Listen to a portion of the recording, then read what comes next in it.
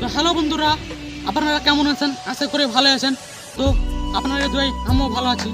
তো আমি শুনলাম কুলিগ্রাম টিভি মেন হিরো নায়িকা শফিককে কুলিগ্রাম টিভি থেকে বের করা হয়েছে। শফিক কুলিগ্রাম টিভিতে বাহারানি, শফিক নিজের ইচ্ছায় বাহারালছে কুলিগ্রাম টিভি থেকে। আর গতকাল রাতে শফিককে গ্রেপ্তার করা হয়েছে। তো কি কারণে গ্রেপ্তার করা হয়েছে চলো ফের নেক্সট ভিডিওতে দেখা যাক। जेल में डालेंगे? कितना जेल में डालेंगे? कौन सा? मेरे पिताजी के पास कोई 50,000 करोड़ का प्रॉपर्टी नहीं है कि तुम्हारे ईडी और सीबीआई से हमको डर लग जाए।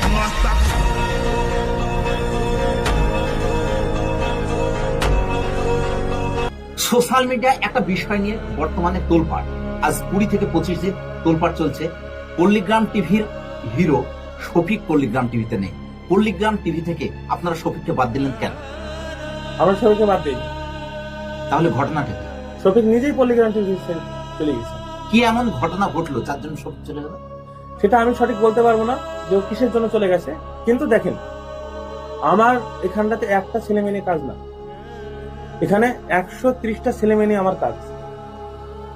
কেউ যদি কারোর যদি আমি খারাপ কাজ দেখি, খারাপ কিছু দেখি, সে যেই হোক, তাতে আমার পল্লীগ্রাম চলুক আর না চলুক, আমি তাকে পল্লীগ্রাম টিভি থেকে বের করবো।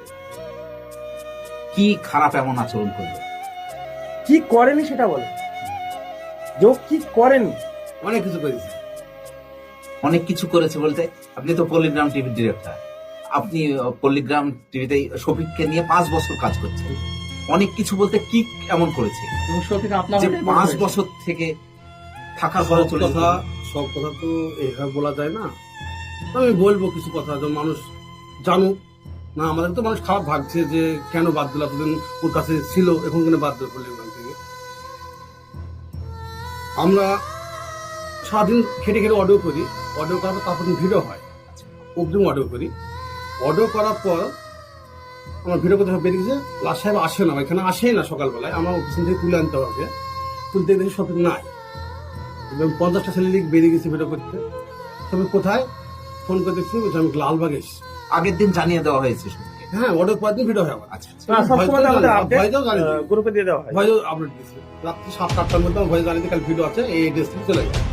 এটা জানি লালবাগ করতে গেছি, একটা বান্ধবী বেড়াতে এসেছি, ভিডিও কি বন্ধ করে দাও। আচ্ছা আচ্ছা, একটা বিষয় আমি ক্লিয়ার হই। শফিকের বয়স কত? ওই 16-17। বান্ধবীকে নিয়ে এই বয়সে বেড়াতে গিয়েছে।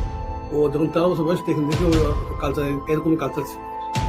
আজকে 130 জন আমরা কাজ করি, তো সব ছেলে মেয়ে আমাদের বাপ মায়ের গার্জেনরা যারা আমাদের ঘরে পাঠায়, আমাদের বিশ্বাস আছে যে ওইখানে গেলে ছেলে মেয়ে ভালো থাকবে। ঠিক আছে, আমরা সেইভাবে আমরা মানে পরিচালনা করতে চাই। কিন্তু ওকে এমন ভাবে মানে ও আচরণ করতে লেগেছিল যে আমাদেরকে আজ মানে টাইট করার চেষ্টা করেছিল, মানে বোঝানোর চেষ্টা করেছিল। হয়তো বুঝতে চাইলো না আমাদের ব্যাপারটা, তাই বেরিয়ে গেছে। কতদিন থেকে এই খারাপ আচরণটা করছে? প্রায় 1-1.5 বছর 2 বছর হবে। আচ্ছা, পল্লীগ্রাম টিভির ওনারের সঙ্গে একটা কথা, পল্লীগ্রাম টিভিতে শফিকের পেমেন্ট নিয়ে কি কোনো অসুবিধা হয়েছে?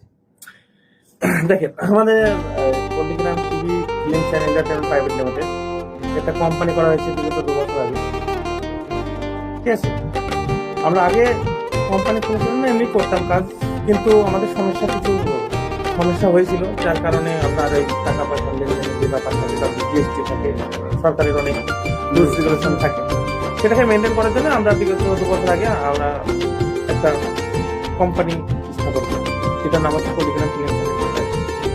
তো আমরা যদি কারোর কিছু খারাপ আচরণ দেখি, মানে আমাদের রুলস রেগুলেশন যেগুলো মেনটেন করতে বলা হয়েছে, সেগুলো যদি মেনটেন না করে, তাতে পেমেন্ট হোল্ড করা, প্রতিদিনও 2 মাসের পেমেন্ট হোল্ড করা হয়েছিল। হয়নি তা না, হয়েছিল। তার একটা এই কারণেই যে ও রুলস রেগুলেশন সেগুলো মেনটেন করে। আমার এখানটাতে 130টা ছেলে মেয়ে কাজ।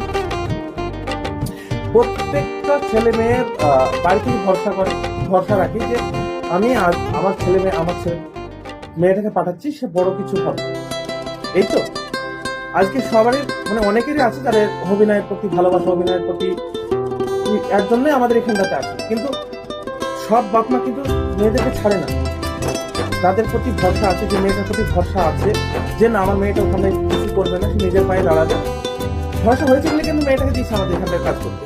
সেই মেয়েটা এসে যদি এখানে কোনো খারাপ আচরণ দেখি, কোনো খারাপ কিছু তার সাথে পরিমাণ দেখি, তার সাথে রিলেশনশিপ করে, তাহলে সেগুলো কাদের দেখা উচিত? আমাদের দেখা উচিত, অবশ্যই আমরা গার্জেন। দেখা উচিত না। অবশ্যই তাহলে আজকে টপিক যেগুলো করেছে ও আমাদের প্রথম একটা কথা যদি বাদ দেওয়া হতো, তাহলে আমি প্রথম যখন শুরু করেছিলাম 2020 সালে, তার 1 মাস পরে বাদ দিয়ে দিলাম।